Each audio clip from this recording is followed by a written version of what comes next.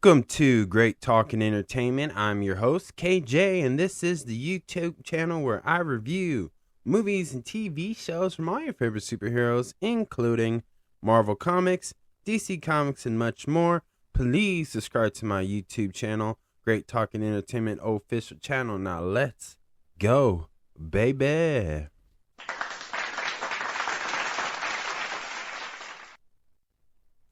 Welcome back to the YouTube channel, everyone. Hello, my name is KJ, and I'm the host, and this is my spoiler review for Episode 2 of the new series by Star Wars, Andor Season 2, only on Disney+. This is a spoiler review, so if you have not seen this, pause this, go check it out, and then come back and let me know how you feel about Episode 2 and where you think it's going to happen, and what's your opinion on Star Wars today. Comment below. But again, this is a spoiler review. Y'all been warned. Now let's get into it. This episode starts off with a couple of people looking for someone who they think that is alive, but they just found out that that person's not alive, as they found one of their foot, that person's foot, while their boot's still on them. So it just indicates there's a giant beast that may have eaten that person alive and just left one body part of it, which is the foot. And it seems to be becoming more difficult for these people who captured Cassin, as they're just starving and struggling in leadership. And it seems like they've been lied to and they don't know what's going on. And we see like they're trying to struggle to find tasty food or food just to digest, because some of this food is also making them sick. As one of them says, they'd rather be starving than feel sick and throw up and stuff like that. So that's what we're seeing. Like, what's interesting, because this is kind of like, there's a little silliness to it, because if they would just listen to Cassin, they would understand what's going on, what he's trying to do, and he may be able to help them. But unfortunately, at part of this, he's going to have to find a way to get unescaped and leave the place. And we also see in this episode, we see these soldiers who work for the Empire. They're making their rounds, and they're closing certain things, closing certain type of farming. And this also, we see a guy who creeps up on Bix, and he's like, "Oh, your husband's not here. Well, we can hang out." Blah blah blah. In a creepy way. But luckily, one of her family members showed up and said, "Hey, let's go." Because, these soldiers are got a little bit too much power, a little bit ego, and it was about to go down, but luckily she was safe. And that just shows, because in this episode, like, now the Empire got word that, some of their materials, as items, parts, ships, have been stolen. So now they're realizing something's going on, something's not right, somebody's in our facility taking our stuff, and now they're realizing they're spies. That's why we see General Crane wanting all the other senior councils to come up with a plan, as we see some are not sitting well with it, but some are. Again, it's just showing you about a lot of these have a lot of ego. They're very egotistic, and these they don't care about the people, they just care about themselves. And of course, their main leader, which is it's most likely Palpatine, because in Star Wars, Darth Vader, he's in command, but he's not like, he's a character that just doesn't care about that stuff. But Palpatine does. Palpatine sees the bigger picture. That's why he's above Darth Vader in that type of sense. And this is the timeline where we're starting to see just non-Jedi characters in the Star Wars cinematic universe just get sick and tired of the Empire, the evil Empire. And again, this is what's leading up to it. We see Luthen just freaking out. We see Moth she's struggling because she's watching her daughter marry her son for a family thing. It's like a family business type thing. And, you got this guy coming up talking about, man, your bills, your account looks a bit looks a little bit fixed. It looks like a little bit of records change. Now she's a little nervous. She's trying to figure out, like, we got to get this. While one of the other persons is just consistently needs stronger comms to hear and look for Casson just in case he sends a message, which at this time, this is like an idea of like some of these group of people are just delusional what's going on. And then we go back to this place where Casson is captured, and these group of people are playing this some type of challenge where it resembles rock, paper, scissors. And that's where Casson uses that, and he finds that extra weapon, gets out, hits the ship, and leaves because those people just wouldn't listen to the man. Like, they couldn't got out with him, and they couldn't figure out why they're stuck on there. Now they're starving, and they lost everything. So I wonder what's next, but we don't know why he got sent there, and we don't know why this guy he was looking for wasn't there. In the sense of it, where he doesn't know. And it's very interesting because if you compare this now, if you watch episode 1 and episode 2 together, right? Here's how it makes better sense. Again, I said this on the first spoiler review for episode 1 of the season 2 of this. Is when you watch these 3 episodes together, it definitely makes sense. But if you watch it separately, which I am just for this review, here's the thing. So, based on this episode and episode 1, and they're still on the same pattern or pace of it, it's the dialogue and the suspense is the key point that they're really trying to focus on while they're trying to tell you this story, right? And what I like about this episode is I like that there's people who don't know what's going on and who are just clueless, and they think that this is normal for them. But I also like watching the rise of this rebellious group who want to take down the evil empire. And the fact that they're trying to blend in and being quote-unquote secret spies is like really cool to me, and I like that. Now, episodes 2 has the same type of struggles that I see with episode 1, is sometimes the dialogue is just a little bit too boring, a little bit too dry. And sometimes I felt like they went into too much detail with the dialogue with particular characters. But again, this is a politician type Star Wars series, which is fine. If you like, this is why if you like shows like Scandals, any politician movies like Ground Zero on Netflix, this is very political. But this is obviously in Star Wars terms, obviously. So a lot of the conversations is about what's going to happen, how can they expose them. So obviously, they want this material from this Gordon type spider creature. And obviously they want to use it and sell it and use that as income for them to get their version of money, obviously. And they want to dictate who gets it, who gets to buy it, who gets to sell it. And they're going to give it to people who are much more dangerous, much more powerful, and just to make sure they can run things, and they're going to do it to where they look like their hands are clean. And it's up to these group of people to expose them about that. And they don't have weapons, they don't have stormtroopers, they don't have Jedis, definitely don't have lightsabers. And so, it's like all on them. They're all on their own in the way of that.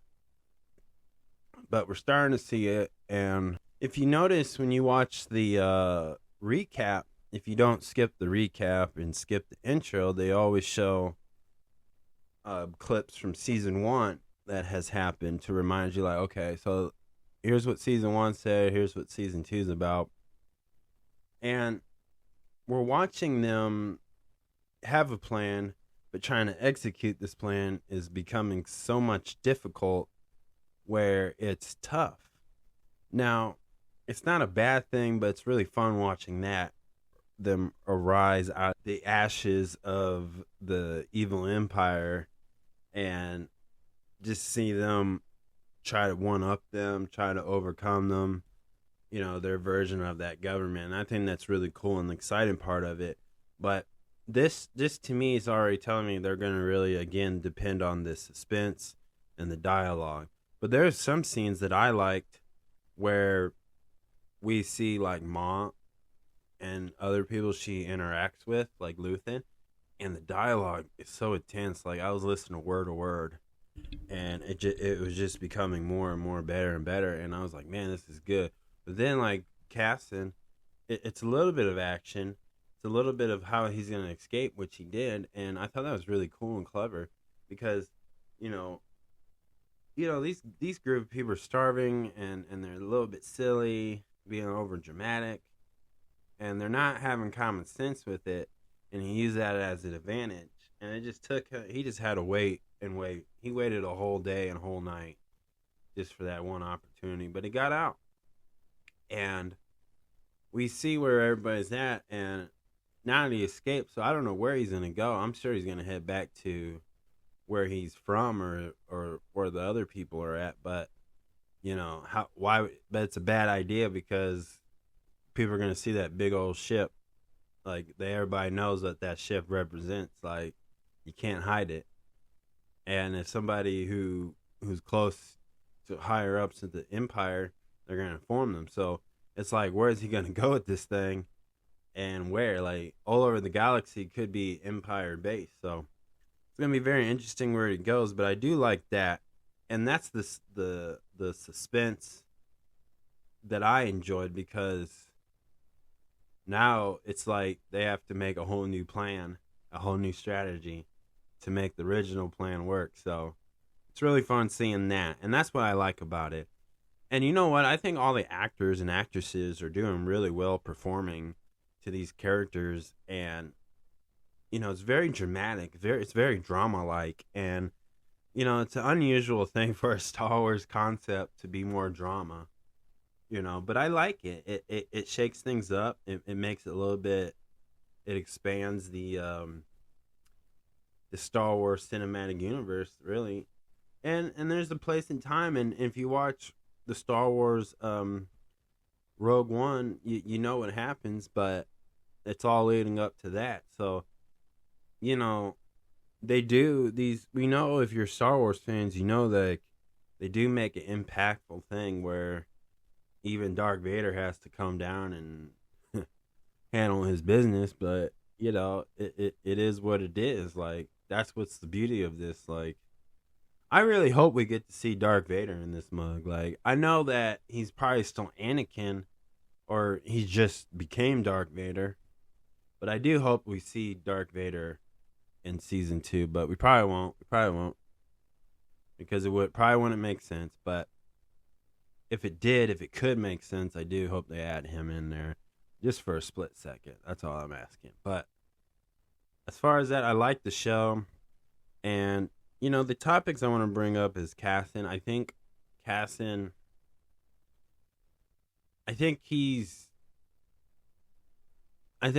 watching him become a true born leader. That's what we're getting out of this, is Cassian's going to be his story is more of like he was immature, he was a fool, but he becomes a good leader. He becomes the good guy. He cares more about people. He has a little bit more passion, and this character is gonna show more growth, and you're gonna be rooting for him because he's the underdog. And everybody in the whole galaxy of Star Wars, they don't know him. They don't recognize him. They don't really care about him. They just want him locked up and end him away. And he's like the little guy just trying to fight back, which he does. And that's the story everybody can get with. So that's what I like about him. With that Moth lady, I know she's planning a wedding for her daughter and her future son-in-law, which they're just kids. But I believe that she wants to get out of this, or she's trying to change it and still keep everything she has. I think she wants to turn the empire into something better. But who knows if she can achieve that, right? We don't know exactly when she achieves it and if she's the one. But you have to really read deep into some books and rewatch a lot of Star Wars movies and the animated shows, of course, to kind of get an idea. But as far as just based off of this episode, there's a lot on the line for her, and it seems time is running short for her and her mind, and things are getting very difficult. And for her to say, well, we got to figure out what's the number he's looking for, could she just pay him off and hush him away? Who knows? But it's going to be a challenge, like if she could pay him off. But also, you got to remember that he has feelings for her. So maybe she might ditch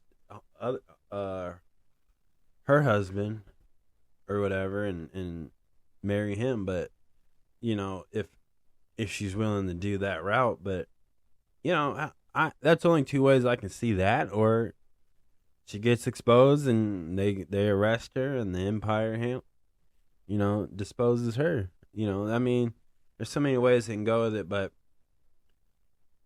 it just seems like has short of time on this one. So again, that's the suspenseful, intense drama, just through the dialogues, the words they're saying, and how they're explaining things. They're showing more of their emotional side. You have their facial expressions is what's carrying this show, because this is more like a drama show, as I said. So that's what I like about it. But the one thing I don't like about it sometimes is the dialogue is too dry, too boring. But this is what they're doing more of it, and sometimes it's just gonna automatically, you're gonna have those type of moments where people feel like that way. Maybe not everybody feels that way, but I feel that way about it.